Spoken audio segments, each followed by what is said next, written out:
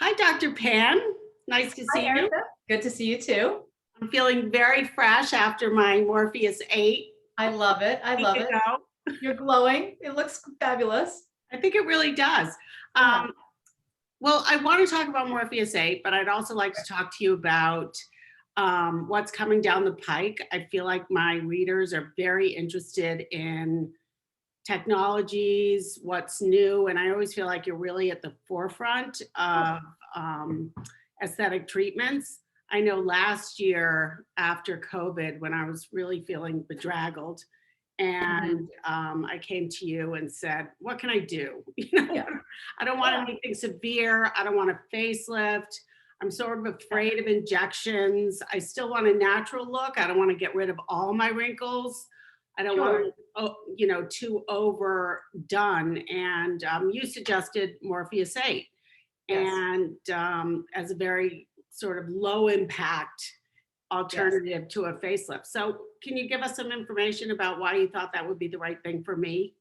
Yeah. So basically, here in the Northeast, I find women are, usually a little bit more conservative with how aggressive they want to basically start turning things back. What the great thing about Morpheus is that it's using your own body's ability to regenerate collagen. And really, what we're doing is we're redirecting your body's collagen production in the direction that we want it to go. Because as we age, our bodies do not recognize wrinkles or lines as anything needing fixing, right? It's just a part of natural aging. What we also do know through skin science is that if we were to do controlled damage to the skin, what we're essentially harnessing is your body's own healing abilities to bring in the collagen forming cells to basically repopulate, fix the damage. And by doing so, we get this intentional side effect of skin that's thicker. It has fewer lines. It's now basically stimulated to grow. And that's what Morpheus 8 does. And we also know that by adding not just the microneedling kind of controlled damage, by adding the radio frequency pulsed heat, we know that heat contracts and tightens skin. So we're basically melding the controlled damage and the collagen surge with some of the heat for skin tightening. And that combination, I feel, really turns the clock back on skin quality by making it thicker, making it smoother, tightening it a little bit to get a little bit of oomph and a lift, and just creates this glow and a shinier texture. Like pores shrink down, fine lines start to blend away. So they're all great things. I think what I noticed, and what's important to say too, is that the effects continue. It's Mm-hmm. not an immediate effect. Like I know it took about a month, I would say, to two Yep. months to see the full effects last year. And Yep. one thing that I noticed that I was really happy about is that it sort of lifted my Yep. Yep. jowls. Yeah. And that's that radio frequency component. We can do plain micro needling that our Uh-huh. estheticians can do. And that's just a mechanical kind of micro perforation of the skin Mhm. to basically tell the skin and signal, hey, I have these little injuries, but not injuries that would actually damage the skin or scar the skin, but enough to get that surge of collagen. But when you add that little bit of heat from the radio frequency and Morpheus, that's where we get that little bit of lift and tightening. So it's a great combo. And I find that, pretty much universally, even though it's not one of the kind of known things that we advertise as a, kind of result of Morpheus, but I find that people's complexions and their skin coloration gets brighter and more Mhm. even toned. So that's another kind of side benefit that comes from it. I definitely noticed the even tone for sure. And I think the other thing that's important about this procedure and why I liked it so much is because I'm a scaredy cat. And it's besides the numbing, which takes, I guess, about a half an hour, the Yeah. numbing of the face. And then the actual procedure is very quick, but you also, and it hurts. I'm not going to say it doesn't hurt. It does hurt. It hurt me. It Yeah. wasn't, it was manageable, absolutely. Yes. But I think the other important thing is that you offer the nitrous oxide now. Yes, yeah. So that's been a game changer for us because essentially, because all of our technologies that tighten collagen, involve heat, and heat obviously will hurt to a certain degree. And what we find is that if something doesn't really hurt, it's going to be less effective. So we kind of have to ride this very fine line of making something effective enough, but not so uncomfortable that our patients can't tolerate it. So the nitrous oxide has just been this game changer because we can, even though we are still sensing some of the discomfort, it dissociates the discomfort from being perceived as painful, and your tolerance for the procedure goes way up. And we find that pretty much across the board now, people who used to be afraid of either all therapy or Morpheus, any of these procedures that creates the discomfort, once they experience the nitrous oxide, they're just like, oh, that wasn't bad at all. And it's quick, they're in and out, and no longer do we have to deal with that fear or the anxiety. Right. Well, I think for a lot of us, it's anxiety more than fear during the process. And I had none. I was like, okay, that's over. Yep. And I think the other thing that's important to mention about this particular treatment is that it's not invasive. So within Correct. an hour of returning home, I felt fine. Yes. It didn't hurt. I mean, at first it sort of hurts and then it didn't hurt. And then within a few days, I can put on a tinted moisturizer and I looked absolutely, I had events all that weekend. It was Passover and Easter weekend. And I hadn't really planned ahead. I was like, oh crap. And I just put on a tinted moisturizer. I was fine. I had a little bit of, redness and scraping, but I was fine. So yeah, and that's the really nice thing is that, as long as we schedule it, just so that, in the first day or two, I would say, maybe avoid any high profile social interactions. But again, all of this is really just dependent on your personal, kind of comfort level. I have patients who are open about what they're doing, so they don't care. They'll just go right out, even though their skin might be just a little bit red. But again, it's not really a true medically necessary, quote unquote, downtime, Right. Right. You're fully functional. So there's really, the only thing that you may want to limit is, heavy exercise for the first 24 hours, because sweat will make the skin a little bit more irritated while it's trying to heal. So that's probably the one thing we would just say, avoid that. And maybe things like saunas, hot tubs, where there's just a lot of heat.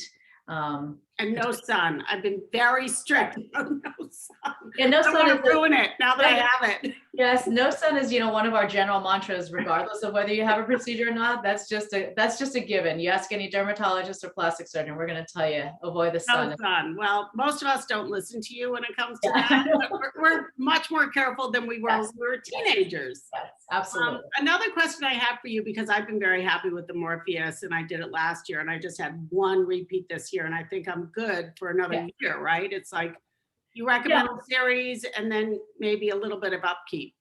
Yeah, so really it's more about treatment with the series to really get that big kind of, quantum leap turnaround. And then we can decide based on everyone's genetics, age, their starting point, what their goals are, and also budget is an important consideration too.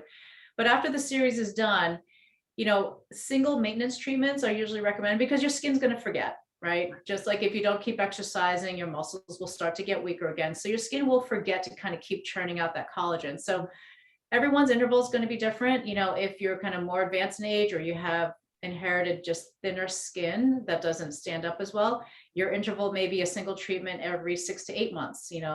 Most people fall somewhere between 9 to 12 months as a single treatment interval. Some of our younger patients who are starting off and really being aggressive with preventative maintenance, they only need a single treatment every, 14 to 16 months, or even 2 years. So we may not see them as often, but it's really just observing and just watching to see, oh, we got these gains and now you're just starting to see them turn around a little bit. Then that it's time to basically set up the next one. So what other kinds of therapies are coming down the pike that might be interesting to E-list readers? Yeah, so it's really more so about they're tweaking and refining the technologies a little bit more. Everyone's trying to hit that holy grail of great results with little to no discomfort. So that's always the struggle. I think I would say frontier is to really try and apply this broadly within a reasonable budget level for skin of the shoulders on down to the body, right? Because we've pretty much gotten really good results and options for. I had great results, I should mention. I did the neck also. Yeah, neck and chest we're able to do. Hands still are a little bit of a challenge area. We do have some fillers, but basically resurfacing the hand skin is a little bit tough. And basically any crepiness of the upper arms, we're still working on technologies for that.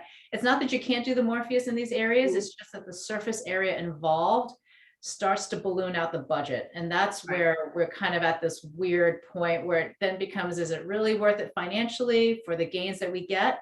So I Mm. think that's where the technology is starting to kind of shift to see what can we do and treat larger surface areas in smaller amounts of time to get those effects. I've always wondered what the difference is between old therapy and the Morpheus 8. It's a similar procedure, right? Yeah, similar concept underlying the fact that we're heating the undersurface of the tissues to get that tightening. So Mm. old therapy uses ultrasound non-invasively to go under the skin. Hmm. As a result, there's no visible breakage of the skin on the surface. So there's no visible downtime. There's no redness. There's nothing. Okay. But you're sacrificing a little bit of that really textural improvement and the clarity of the skin, because by that surface microneedling with the Morpheus, that's where we get kind of that gleam, that really nice shiny kind of glow to the skin that all therapy doesn't really get, because we're only doing the undersurface heat and not the surface heat, if that So makes would sense. you say that's probably a better treatment for, I'm starting this at, I Yeah. don't really love to tell people my age, but I'm Yep. Yep. 60 plus. Yeah. So would you say old therapy is a more appropriate treatment maybe for a younger patient?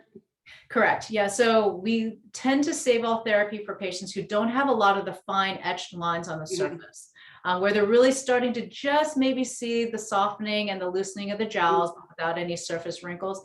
That's the great time to kind of step in, kind of re-elevate and tighten and streamline the jawline in those patients. And that can hold them for quite a while. And then, if and when we start seeing the textural crepiness start to come in, that's when we might shift gears and say Morpheus might be more appropriate at this point. So for somebody like me who's really done so little treatment over injectables are difficult for me just because I'm lazy and I don't keep up with treatment. It's not that I'm against them, but I had this done years ago and then forgot to go back. And Right. so are these the best treatments, would you say, for like a longer term effect? So I like to kind of, kind of educate people that there's three major pillars that contribute to us looking older. Mhm. One of them is expression lines. So that's really kind of combated by Botox as an injectable. So top half of the face for these lines, for prevention, that would be where Botox sets in. Mhm. The other major contributor of aging is volume loss in the face. We lose a lot of fat in our cheeks, in our temples, in front of our ears, and in our chin. And when these all areas deflate, the skin sags. And that's when we start seeing hollows and valleys and shadows. That's where fillers really have their best role into basically reestablishing that support so that the face still has, basically smooth contours overall. And then the third pillar of aging is basically elasticity loss. And that's where the Morpheus and the old therapies really come in. So ideally, as a comprehensive plan, we usually recommend a combination of those three. But of course, everyone's got their own personalities as to which one works best with their lifestyles. Certainly 1 out of 3 is better than 0 out of 3. And we just pick and choose and figure out which tools work best. And what's the best way to work with you? I know for me, we did a consult like this over Zoom, and then I came in and took pictures. Yeah. And I'm definitely going to come in for my after pictures because I think just seeing me now, people won't see what I look like at the very beginning of this procedure. So is the best way to schedule a consult, a Zoom consult or an in-office consult? Yeah. What do you suggest? So we do offer both, but I am much more of the fan of the initial Zoom consult because we do have a HIPAA privacy compliant platform in which you can upload your photo, so I can get a good sense of the landscape. And essentially from there, I think it's just great for people to not have to take time out of their day and drive here. And we can do a quick, really informative, super thorough discussion in about 5 or 10 minutes and get a good, baseline game plan, and also get every patient the pertinent information financially so that they know what they're getting into and then what to expect. And, if there are, budget considerations, we can work within that. So, I think it's best to just have an open communication so that we're honest with how much we have in the budget to spend. And that way I can optimize what we can do and what we're trying to achieve and then move forward from there. It's great. Well, I thank you for, is there anything else you'd like to add before? I know you have a busy day. I don't want to keep. Yeah, no. I think this was a good, kind of intro into the field. We do have a lot more tools. I think, I think if we kind of look back, I think your readership is in the same demographic I am. I'm in my 50s as well. Mhm. We remember the days where it was all facelift surgery, pull tight, and Right. people started to look a little odd after a while. And poor Joan Rivers, had multiple surgeries. But once we figured out the algorithm that it wasn't just sagging skin that made us look old, it was also volume loss and expression lines. And then we had these technologies and kind of lesser invasive things to slow down that process. What you see is that kind of my cohort of celebrities like Charlize Theron, Jennifer Aniston, they will look more mature, but they don't look old. And I think that's the key. As long as you are looking more mature as you age, but not kind of old, that's where that sweet spot is. There are some people, yes, who get injections a little bit overdone, and that's more a conversation they had with their practitioner. I do want to also put out there that, injectables done poorly is very noticeable, but injections done beautifully completely fly under the radar. And that's the majority of all the treatments, is that it just looks really good and you wouldn't even know they were there. I think that's what I was looking for, something that would just make me look like, yeah, this is my age, but a little fresher, a little better. And I look in the mirror and I think that's okay. That looks good. Yeah. And really it's about, really taking, when women come to us, it's about their image in the mirror not matching with the internal image they have of themselves in their brain. And when those diverge too far, that's when they call us. And then our job is to bring those two images back in coordination. And then once those two are together, when you look in the mirror, you're just like, you're no longer either upset or disappointed. And then that self-esteem just kind of just blossoms back up. I think that self-esteem is a good point, a very good point. Exactly. So, well, thank you so much. And you'll be seeing me again, probably not for another year. That's okay, but we love to have you anytime you're here. You're so much fun. All right. Thank you very much, Dr. Pan. Thanks for visiting with us. And I'll include all your information on the e-list so people know how to get in touch with you. Thank you. Thanks. All right. Have a great day. Bye.